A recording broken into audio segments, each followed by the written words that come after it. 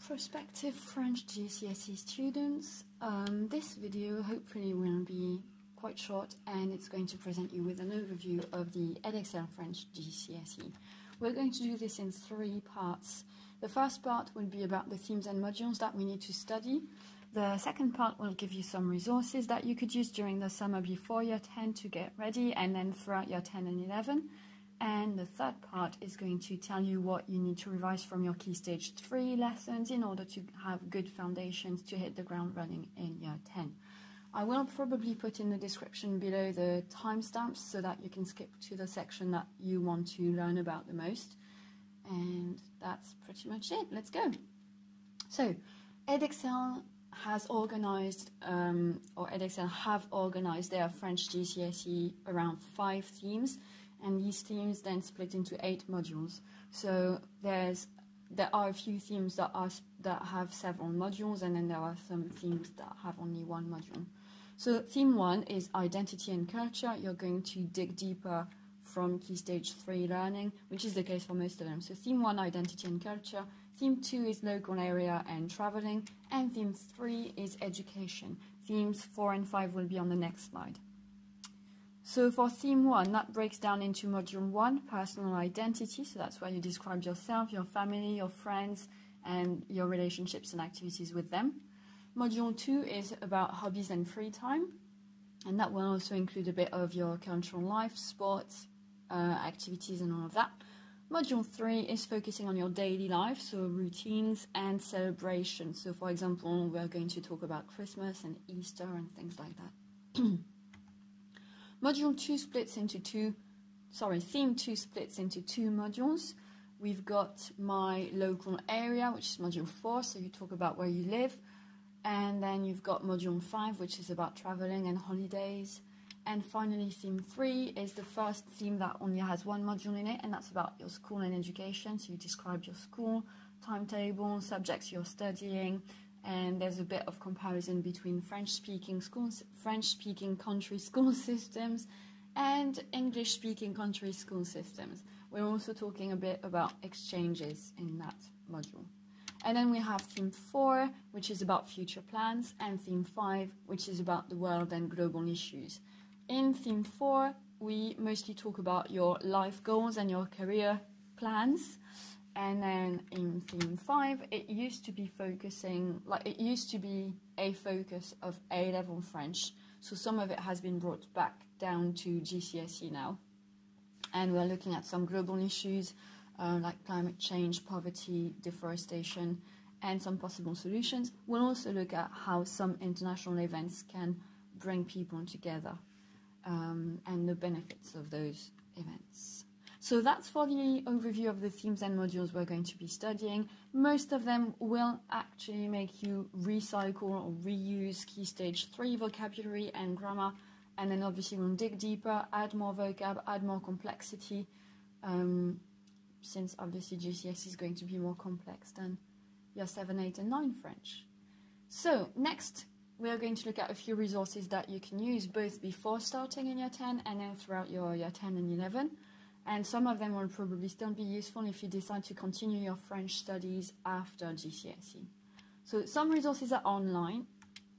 So obviously you can use my YouTube channel, The Wrongster, for grammatical and topical videos, for videos on vocabulary, and then as we move forward, maybe some random questions that I'm asked, or less random questions that I am asked, I'll deal with them on the channel.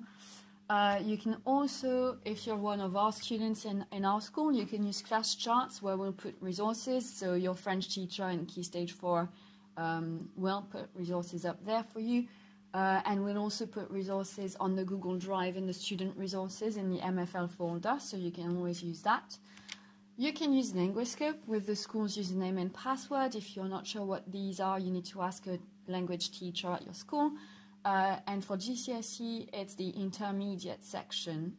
So you can revise Key Stage 3 vocab with the beginner section, and then you can dig deeper with the intermediate section. You can use BBC Bite Size. Some of it is outdated, however, they've got quite a lot on grammar, and grammar doesn't go out of date, so you can always use BBC Bite Size in order to do some grammatical work on your French. I think they also do it for German and Spanish and other languages. And in year 10, we will sign you up for an Active Learn account, which is an Edexcel resource. So it's really paired up with your exam papers that you have at the end of year 11. On Active Learn, you can do reading tasks, listening tasks, vocab learning, and vocab testing. So that's quite useful. And then I always recommend, if you're doing a listening or reading task, that you make a note and start learning some phrases that you liked reading or listening to, and that you fancy reusing when you have your speaking or writing exam. And this way you can kill two birds with one stone. So that's for your main online resources. You can also obviously Google stuff if you're a bit confused about something. That's something that I've always done ever since we got a computer in my house when I was a teenager, and that was exciting. So if I had a question, I'd just try and look it up. So you can always do that. If you're still stuck on whatever grammatical aspect, say you're still stuck on the past tense in French, you can always research online, because there are many, many, many ways to explain it and show it. So one of them hopefully will click. What about physical resources? So we have quite a few of them as well, obviously.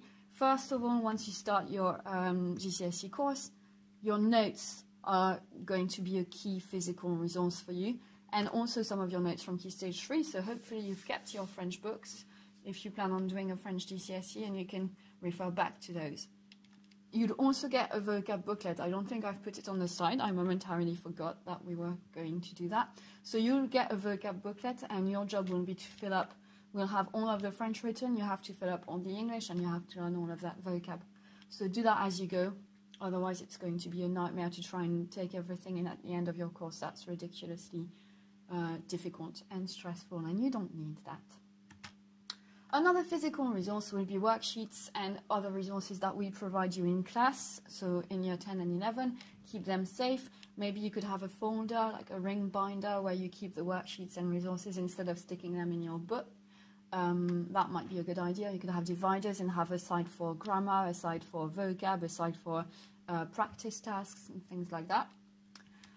You guys will be an important resource. You need to help one another. So it's possible that in one lesson, let's say student A will understand the past tense really well and struggle with the future tense, and then student B will understand the future tense but struggle with the past. So pair up and help one another, build on each other's strength. We're all in the same team here. It's not a competition, so don't forget to use that peer system or buddy system. Dictionaries and books will be really useful. So we have dictionaries obviously in the classroom. There are some books in the library about French as well. Nothing stops you from getting your own French dictionary. That would be quite useful. And I also have a bit of a selection of French reading books, so if you at some point want to borrow some and have a look, then that's absolutely fine. But use all of that. And obviously you've got me, or you're going to have your French teacher if it's not me next year. So don't hesitate and ask us questions. We expect you to work really, really, really hard on your French GCSE. It's a really tough subject to study and achieve in, but we're here to help you. You have to let us know if you need something and if you're still struggling with something. So don't forget that as well. So that was for resources. Now, what can you revise during the summer before your 10 so that you don't start the year freaking out and panicky? There are going to be, I think, 3 parts to the foundations of French you can revise during the summer. And it's going to seem like a lot, but don't worry if you don't get everything covered. I've just tried to be as comprehensive as possible with my list, as exhaustive as possible. I think comprehensive works. Oh well, I'm going to have to revise that. So, first is all about the verbs. So you can see we have 3 main tenses, really, that you should have seen in Key Stage 3. Passé composé, which is the perfect tense, so actions in the past. Présent, which is the present tense, so that can be used either for habits or for I am doing something right now. And your future tense. So there are several future tenses. It's likely that you saw the near future in more detail, so that I am going to do something. Within each of these tenses, here is an overview of what you need to bear in mind. So for the passé composé, normally you start either with j'ai or je suis and you add a past participle, which typically ends in e acute I or you if it's a regular verb, and irregular endings will be, for example, is, it, rt, or you with a circumflex. An example of this is j'ai joué, which is I played. Present tense, you really need to know by heart the verbs I call the Fantastic Four. Être, to be, avoir, to have, aller, to go, faire, to do, or make. They are the most irregular ones, and they are also the most commonly used verbs, so you really need to learn them by heart. Another set of irregular verbs are modal verbs, so devoir, have to or must, savoir, to know, pouvoir, can or be able to, and vouloir, to want. They're also irregular, but you can learn them in pairs because they look alike.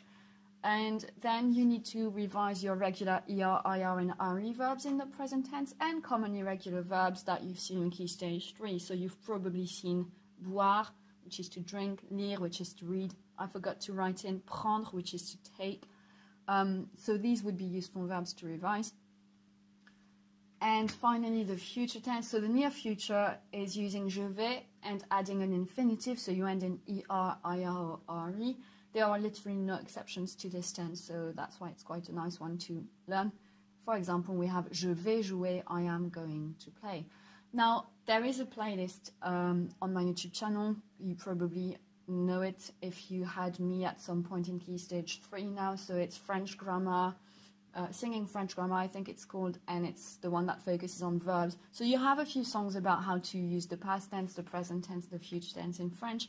If that tends to help you, knock yourself out and use that. If that doesn't tend to help you, you can use other resources that I've mentioned before in the video. A second point that you can focus on and revise has to do with your noun phrases in French. So we know that compared to English, French has gender, feminine and masculine, that English doesn't have. That's going to have a lot of influence on how we use nouns. So in noun phrases, you can revise your determiners, your adjectives that are used to describe the nouns, and you can also revise adverbs that are used to describe verbs and adjectives. So technically that's not always part of a noun phrase, but I put it there anyway. So determiners, that would be, for example, your articles, un, une, and des, which means or some, and then le, la, le, or les, the, and then du, de la, de ou des, some, so you can revise all of them. And possessive adjectives, the ones that mean my, your, his, her, our. So you have mon, ma, mes, son, ça, c'est, etc. That's really important to revise, especially the my bit, because we still have a lot of students in Key Stage 3 that consistently put moi instead, and moi means me. It doesn't work. Moi is an emphatic pronoun. You put that to stress the fact that it's you yourself. It's a bit self-centered. While my is followed by a noun. So it doesn't work the same way at all. So be careful with that. Adjectives to describe nouns, you have two main things to bear in mind. The word order, you know adjectives in French often go after the noun they describe, while in English you put it before. So in English you'd have a blue chair, blue adjective, chair noun, and in French we say une chaise bleue. So chaise is the noun and bleu is the adjective, so we swap the word order. Secondly, we have the adjective agreement in French, so we tend to add an E for feminine adjectives and an S for plural when you have several nouns, and the adjective describing them will have an S. And you also need to bear in mind a few irregular forms as we meet them, so you might not have made a good note of them in Key Stage 3, so just bear that in mind in Key Stage 4. When you see an irregular adjective form, you need to learn it by heart because it sounds really weird if you use the wrong one. There is also a song I think I've made on adjectival agreement, so you can have a look for that.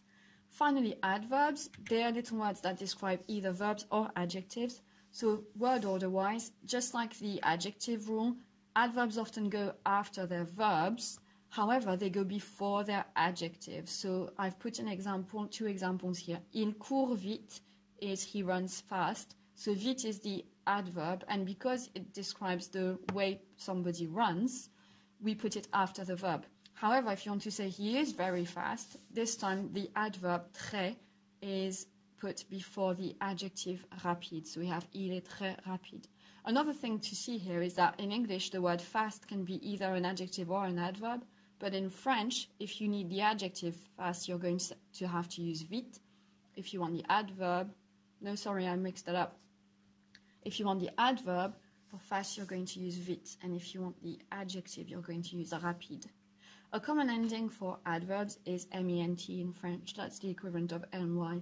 And obviously, I haven't used adverbs that use ment at the end in my example slides, because why would I make sense? French is making sense on an underlying level, so I'm going to do the same. It makes sense, but you have to dig to find it. Finally, the last items that you can revise during the summer to get ready for Key Stage 4 French are your connectives and then Key Stage 3 vocab. Studies have shown that actually what determines your level of fluency in a language is not really your grammar. It's going to be the amount of vocabulary you know, and obviously your pronunciation and intonation. The more words you know, the better you're going to be at a language. So don't forget that. Connectives, you have two types. You have coordination and subordination. It's not necessarily vital at the moment for you to know which one is which, but just make sure that you learn your et for and, mais, but, parce que, because, car, because, si, if. You also probably learned aussi, which is also or to.